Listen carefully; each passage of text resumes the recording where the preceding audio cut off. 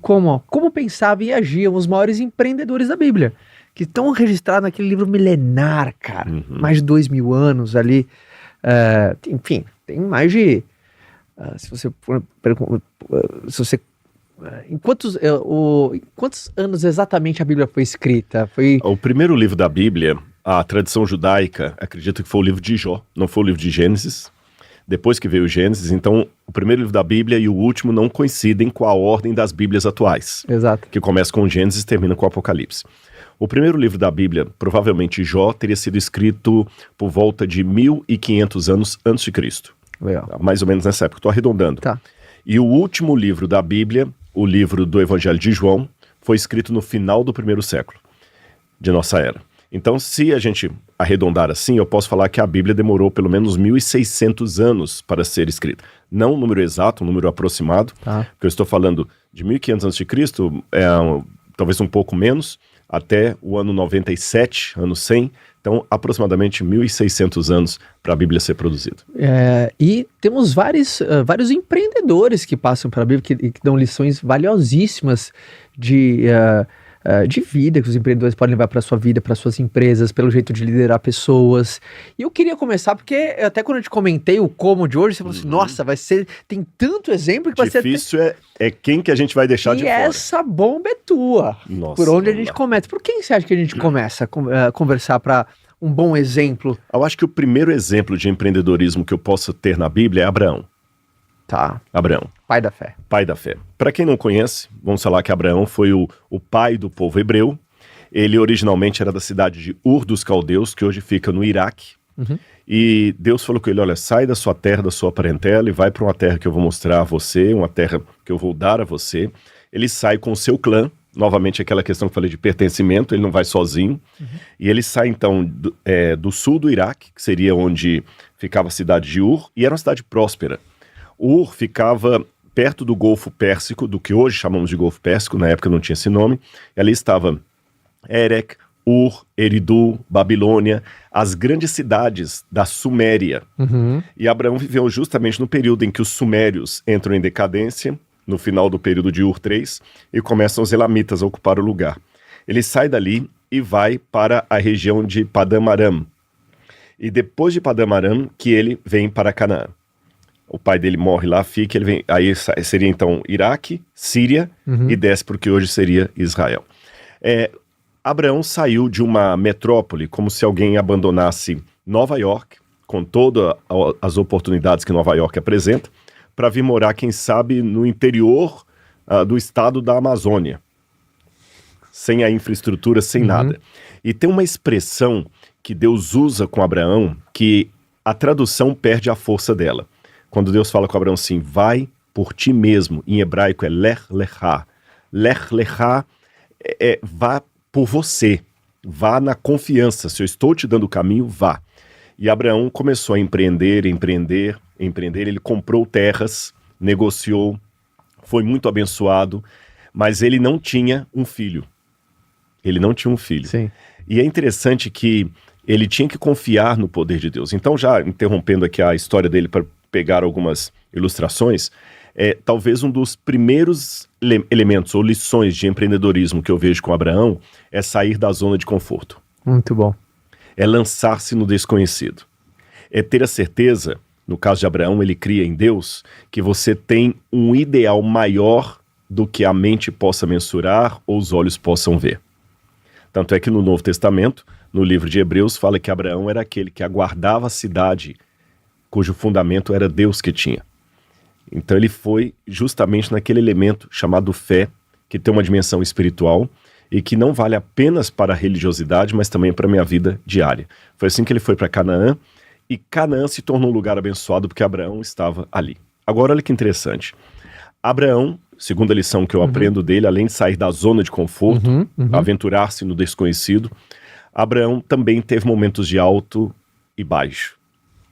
Isso é importante, que a gente olha a história dos heróis, parece que o camarada foi assim, aquele empreendedor nato, sabe? Aquele sujeito que fala de autoajuda, mas ele nunca precisa, porque ele tá sempre bem, sempre zen, ele nunca erra. Para ele foi fácil? Não, para ele foi complicado e ele errou. Por exemplo, no momento de grande fome em Canaã, Ele deve ter perguntado: o que que eu vim fazer aqui?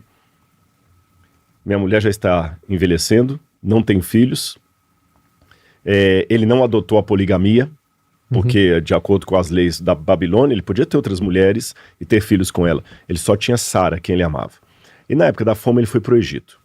A prova maior de que nessa época ele já estava com os seus negócios já estavam bem sucedidos é que quando ele chega no Egito, ele é recebido por Faraó. Então você sabe, para um empresário chegar num país e ser recebido pelo rei, pelo presidente, tem que ser um Elon Musk da vida, para mais, tá certo? Ele foi recebido pelo Faraó, só que ali ele quebrou o seu pacto com o Deus que o havia chamado. Ele ficou com medo, e o medo paralisa, o medo tira oportunidades, o medo pode até tirar o seu amor. Com medo, ele falou: peraí, o Faraó olhou diferente para minha mulher. Se ele souber que eu sou esposo dela, ele vai me matar para ficar com ela. Então, se me perguntarem, eu vou falar que sou irmão dela.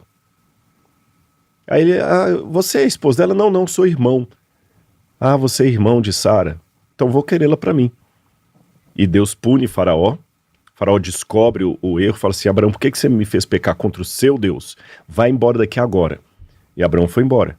E o Faraó falou assim: olha, para aplacar a ira do seu Deus, eu vou te dar muitos presentes. Gado, ouro, escravos e escravas. Abraão não deveria ter aceito esses presentes do Faraó, por pelo menos duas razões. Letra A prosperidade dele deveria vir do seu trabalho associado à bênção que Deus lhe daria. Não de um dinheiro de origem duvidosa. Segundo lugar, o Faraó não estava pagando Abraão por algo que ele merecia. Na verdade, o Faraó estava se livrando de um problema que era ele. Ele que foi antiético com o Faraó. Então aquele negócio, não basta que o recurso venha a qualquer custo. Tem que ser um recurso lícito, do ponto de vista jurídico, moral e espiritual. Ele não deveria nem ter aceito, deveria ter pedido perdão. Não, Faraó, eu vou sair sem nada, como ele fez quando entrou numa batalha para livrar Ló, seu sobrinho, quando Sodoma e Gomorra foram atacados. Na hora de dividir o espólio, o rei de Sodoma: olha, pode pegar para você aqui o espólio. E Abraão falou assim: não vou querer nada para que você não fale que você me enriqueceu. Que pena que ele não teve a mesma atitude diante de Faraó. E ao aceitar os escravos, uma escrava que foi para a casa dele chamava-se Agar. E aí a mulher dele, num momento de desespero, falou assim: olha, tenha um filho com Agar, seja ela a minha barriga de aluguel. Ele faz um filho com Agar, esse filho é Ismael. Depois ele tem Isaac, e só para o pessoal saber, Ismael e Isaac estão brigando até hoje, porque Isaac é o ancestral dos judeus, Ismael dos árabes. Então você vê como é que o erro de uma pessoa lá atrás também tem consequências muito grandes. Mas Deus perdoou Abraão, deu um filho para ele, e aí no ponto mais áureo da vida dele, é quando ele estava feliz com Isaac. Aí Deus faz a terceira lição que eu tiro do empreendedorismo de Abraão: você está gostando de tudo que eu te dei? Tá amando sim seu filho? Maravilha! Então agora sobe no monte e mata o seu filho para mim. Por que Deus fez aquilo para Abraão? Devemos agora aprender a terceira lição do empreendedorismo. Até as bênçãos de Deus, quando são colocadas na posição em que não devem estar, elas podem se tornar uma maldição. As melhores coisas. E aqui eu vou refinar o meu exemplo no dinheiro. O dinheiro, se você tiver uma mente equilibrada, bem estabelecida, uma espiritualidade em dia, o dinheiro é uma bênção. Senão, ele vai potencializar suas neuroses. Aí é melhor que você seja pobre de maré de si, porque o dinheiro vai potencializar neuroses. Esse é uma grande pergunta que você tem que se fazer. Há pessoas que, sendo ricas, são uma bênção para outros. Por exemplo, eu tenho um senhor que ele é o meu mentor. Hoje ele está com 103 anos de idade. Dr. Milton Soldani Afonso. Está vivo, legal, lúcido, e ele foi uma potência. Esse homem criou uma empresa, uma companhia de seguro de vida, foi a maior da América Latina na época do seu auge. E ele foi pobre de maré de si. Conseguiu ficar rico, montou um império. Mas ele sempre fazia com que a bênção na vida dele abençoasse outros. Eu estou pensando muito em legado. Ele, só para você ter uma noção, ele ajudou mais de 50 mil jovens a se formarem, a estudarem, desde a escola primária até a faculdade. Olha o legado que esse homem... Quando eu vejo um homem como o Dr. Milton, que ficou multimilionário, que bênção que ele ficou rico, porque pelo menos 50 mil jovens têm um diploma graças a ele. Então há pessoas que você olha a prosperidade na vida delas e fala assim, que bom que essa pessoa ficou rica, porque a riqueza dela abençoou outros. Agora há pessoas que, poxa, coitadas, são tão pobres que a única coisa que ela tem é dinheiro. Não tem legado para deixar, não tem ninguém para agradecer pela vida dela. Ela só tem dinheiro. É um pobre de maré de si com uma conta milionária. Qual a maior lição que você tira dessa de Abraão, quando ele entrega o próprio filho dele? Quando você sabe colocar corretamente as prioridades na sua vida. Boa. Como eu sou um homem religioso, de fé, eu acho que a prioridade indisputada é Deus. Jesus falou na Bíblia, buscai em primeiro lugar o reino de Deus e a sua justiça, e as demais coisas vos serão acrescentadas. Se eu posso criar uma pirâmide aqui, no topo dela, de maneira isolada, estaria Deus. Deus tem que ser o primeiro em tudo. Eu amo a minha esposa, mais do que a minha própria vida. Mas se ela interpuser entre mim e Deus, ela vai perder. Porque Deus tem que estar em primeiro lugar. Então, em primeiro lugar, Deus. Em segundo lugar, sua família. E até na família também você pode estabelecer uma hierarquia. Você e seu cônjuge, e depois os filhos. Os filhos têm que entender que na casa, os pais os amam, mas ele tem que entender que a mãe não ama mais a ele do que o pai. Tem muita gente que tem dificuldade de perceber isso. Você entendeu? Porque se os filhos entenderem que os meus pais se amam, eles vão ter uma outra atitude com o amor. Então, Deus, família, meu próximo, coisas materiais. Se a ordem estiver bem estabelecida, a pirâmide vai estar tranquila ali, sabe? Você tem ali o teorema de Pitágoras funcionando direitinho para manter essa pirâmide como ela deve ser.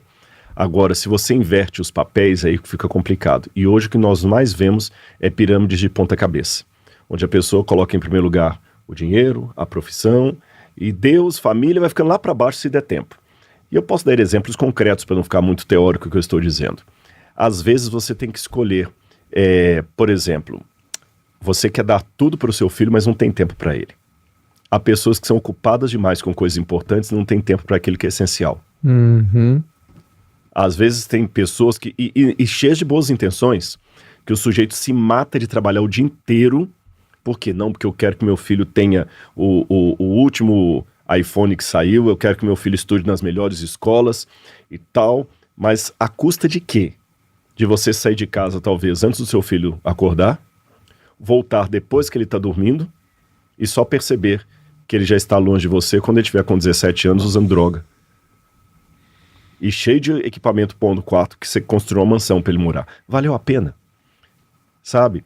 Talvez seria melhor se você ganhasse menos, colocasse o seu filho numa escola pública e morasse numa cidade do interior para ter mais tempo com ele. Então a gente tem que escolher, às vezes, entre o que é importante e o que é urgente. O que é importante e o que é essencial. Então essas hierarquias tem que fazer. E nesse sentido, quando Deus coloca a prova, sobe agora e mata o seu filho, para mim, do ponto de vista psicológico, Deus deu um choque muito grande em Abraão, muito antes de qualquer teórico da psicologia, da psicanálise, Sigmund Freud, Jung, qualquer um, projetar os elementos da psique humana. Deus já fez um trabalho terapêutico com Abraão ali. Tanto é que eu costumo dizer que quando Abraão matou Isaac, e aí as pessoas me corrigem, não, Abraão não matou Isaac. Eu falei, claro que matou. Porque quando ele tomou a decisão, ele matou Isaac dentro dele. É verdade, ele viu a cena. Exatamente, então Deus fez aquilo, não é que Deus é um sádico que gosta de ver o sofrimento de um pai, é porque Abraão precisava, para amar Isaac legitimamente, colocar Isaac no seu lugar. E isso vale para muitas coisas na vida. O dinheiro, você tem que valorizá-lo no lugar dele. A sua esposa, você tem que valorizá-la no lugar dela. Se a gente inverter isso, então, falando até de vida pessoal, há muitas esposas que tratam o marido como se fosse o pai delas. Exato. Tem muitas esposas que não são esposas, ela é um adolescente que o marido cria. Ela vê no marido mais a figura do pai, e há estudos psicológicos que mostram isso. Há pais que olham para os filhos não veem como filhos, veem como um pequeno Deus, o dono da casa. É a criança que decide onde é que eles vão tirar as férias, é a criança que decide o que ela quer, é a criança que decide o que ela vai comer, que horas que ela vai dormir.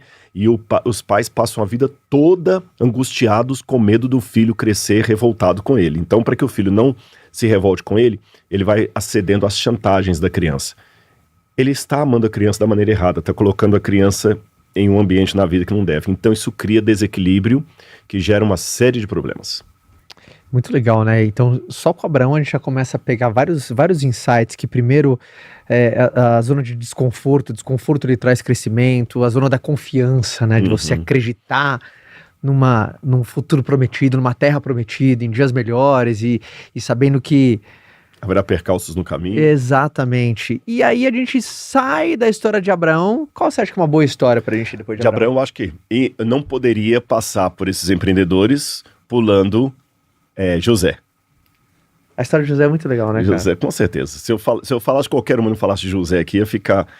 José é descendente de Abraão. Ele viveu numa casa onde ele sofria o ódio dos irmãos. É interessante que o pai de José também cometeu um erro com ele, porque o Jacó, que era o pai dele, também era um empreendedor. Daria pra gente falar sobre Jacó também como empreendedor. Jacó, ele teve que mudar até de nome, porque no Oriente Médio o nome é escolhido pelo significado. Ele tem alguma coisa atrelada à sua vida. E Jacó, Yaakov,